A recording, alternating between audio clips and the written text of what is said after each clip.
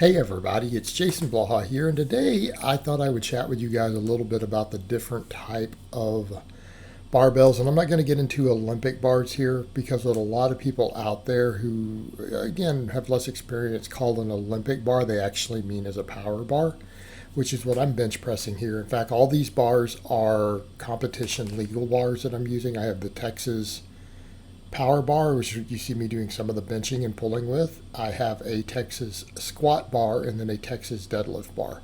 So the general purpose bar is going to be a power bar. And a power bar is usually a stiff bar with hopefully, if it's a true power bar, not just, some cheap bar. It has aggressive knurl. They're stiff. The rings, if they have two sets of rings, there'll be one for snatches, but the main set of rings, the nearest ones, which is usually only one on a power bar, will be 32 inches apart. For those who don't use freedom units, you can investigate that yourself. That is set for bench pressing. So a power bar is a general purpose bench bar. It's a general purpose bar. It's stiff. It's stiff. It has very, very little flex. All right, and they tend to be, approximately 29 millimeters. Give or take a little bit depending upon the exact brand. Around 29 millimeters in diameter. Fairly aggressive knurl. Mine has very aggressive knurl, by the way. All right, but what you're looking for, they have no whip and they have knurl in the center also, which means you can use them for squatting, right? You can use them for squatting. Again, you don't want a lot of whip when you squat. You want center knurl. All right, in the case of the benching, we don't want whip. Benching is bad with whip. So this is the purpose of a bar like this. And again, notice even when I'm doing a little bit of light rep work with the deadlift, the bar doesn't really bend, right? No significant bend.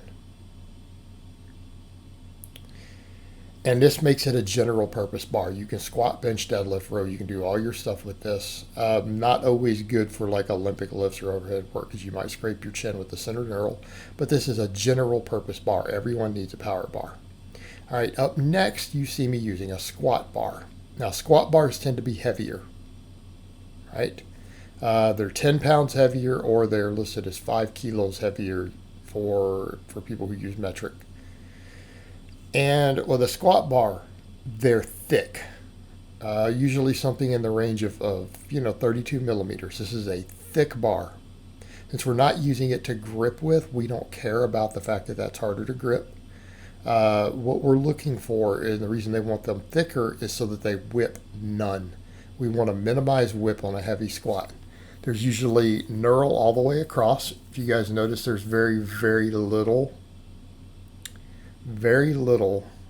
smooth on that bar, almost none, because that bar is intended to squat with. It's going to sit on top of your back.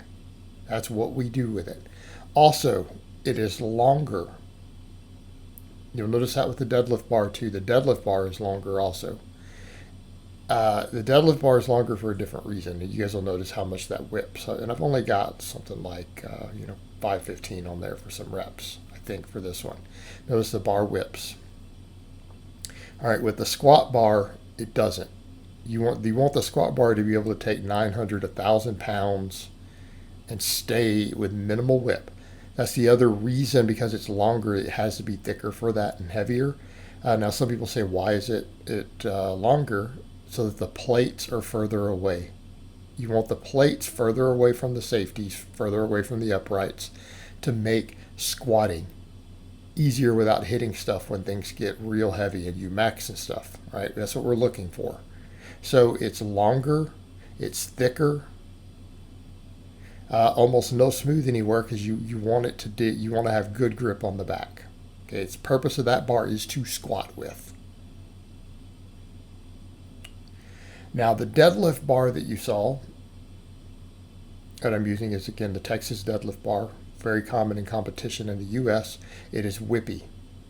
They're usually in that 27 to 28 millimeter range. Notice the bar whips. It's also longer than a standard power bar, and it's not to clear safeties because you're generally not going to be doing a lot of stuff inside of a rack with the deadlift bar. But it tends to be very, very whippy, and it's to give you better pull off the floor. And again, some people will argue that the record should be different for them, but depending upon the person, some people don't pull more. But it's wider to be whippier, it's thinner to be whippier, but most importantly, the thinner diameter is easier to grip. It is a bar that is intended for you to pull maximum weights with. All right, it is intended to pull maximum weights with. The knurl is extremely aggressive. You know, if you've heard certain people say that there is a knurl that's like cheese grater that will shred you. Deadlift bar like that, particularly like the Texas deadlift bar. That is what they're talking about. In fact, when I say it's used for maxing, when you do much rep work with that bar, it tends to shred your hands. Like I know one time you guys do see me do some fairly high reps when I'm at certain strength levels. You know, with the low 500s for rep work. And when I've done that with the deadlift bar, it leaves my hands bleeding, right? Again, the purpose of the deadlift bar, come back over, it is designed for truly heavy, low rep or max deadlifts, right? It's designed to be easy to grip. It's designed for good whip, designed to have a very aggressive grip, okay? Designed to whip. Whereas again, we come back over to the squat bar, the complete opposite, even though they're both about the same length usually. No whip. It is much thicker. And notice again, there's knurl all the way across. Some deadlift bars, by the way, one's built specifically for sumo. You can get versions of the Texas bar like that. And I know Elite FTS sells them and has them made that have no knurl out wide either. They only have enough for you to grip for deadlifting. And it's so that that knurl doesn't shred your shins up as easy on sumo, right? Because that's our concern. But again, notice here with the squat bar, there's no whip, and that bar is thick, and it has more knurl across it than any other bar you'll generally see, and it's very wide. And again, the power bar, though, general purpose bar. So, you know, here's the thing. When you start getting some of these other multiple bars, you're generally only going to do the prescribed thing with them. Right, you're usually only going to deadlift with a deadlift bar. You're only going to squat with the squat bar because that's what they're intended for. So for a general bar, you always want the power bar like I'm benching with right here. This is what you usually want for that purpose, a power bar. And they'll be called a power bar by good manufacturers. This is your general purpose bar. It's perfect for your benching, your rowing, all that other stuff. But you can squat and deadlift with it just fine if you get a good one. The knurl is usually fairly aggressive. It's got center knurl to squat with. It tends to be pretty stiff, right? Tends to be pretty stiff, which again would be stiff bar deadlifting. But overall, this is just a balanced bar, right? And it tends to actually be less expensive than the other two because it's less specialized. All right, guys, but that's really all I have to say on that today. I hope it's been informative, and I'll talk to you guys next time.